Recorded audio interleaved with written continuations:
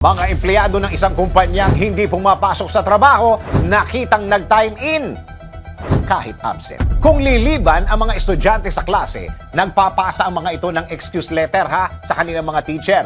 Kung absent naman ang isang empleyado, magfa-file ito ng leave sa kanyang head. Pero ibahin mo ang mga empleyado sa kwentong ito dahil tila hindi uso sa kanila ang magpaalam na hindi papasok sa trabaho matapos silang magtulungang gawin ang tinatawag na time-in modus. Paano nga bang nangyaring may time-in pa rin ang mga nag-no-show ng mga empleyado na ito? Ito yung kwento.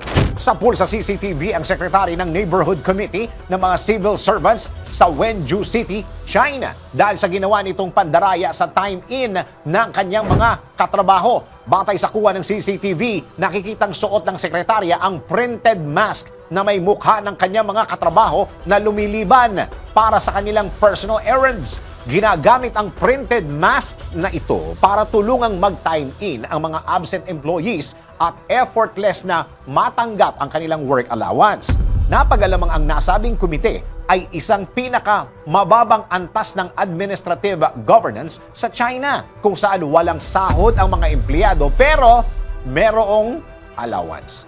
Kinwestiyon ng mga netizen ang kapalpakan sa sistema ng kumpanya dahil kung high-tech ang kanilang facial recognition system, hindi makakalusot sa kanila ang ganitong modus. May ibang empleyado naman ang umaasang matatanggal sa trabaho at mapaparusahan ang mga sangkot sa modus dahil ang ginawa nila ay hindi patas para sa mga nagtatrabaho ng 10 oras o higit pa bawat araw.